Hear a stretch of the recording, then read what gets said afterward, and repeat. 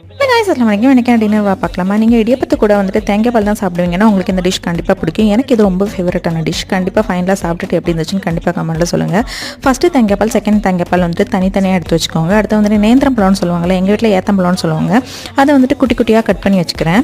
Second எடுத்துருக்கல தேங்காய் பால், அதை வந்துட்டு ஃபஸ்ட்டு வந்துட்டு நல்லா கொதிக்க விடணும். ஒரு பாத்திரத்தில் போட்டு நல்லா கொதிக்க விட்டதுக்கப்புறம் அந்த கொதிச்சு வந்ததுக்கப்புறம் நம்ம அதை குட்டி குட்டியாக கட் பண்ணி வச்சுருக்க பழத்தையும் அதில் ஆட் பண்ணணும். இதுக்கு இடைக்கு என்ன பண்ணணும் அப்படின்னா, ஒரு கப் சீனி, 2-3 ஏலக்காய் போட்டு நல்லா மிக்சியில் போட்டு அடித்து எடுத்துக்கணும். அதையும் ஆட் பண்ணணும். கொஞ்சமாக உப்பு ஆட் பண்ணிக்கணும்.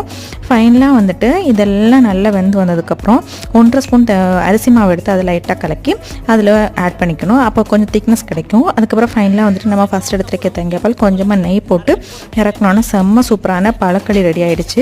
இது கூட சாப்பிட்றதுக்கு நான் இடியப்பம் தான் ரெடி பண்ணியிருந்தேன். செம்ம சூப்பராக இருந்துச்சு.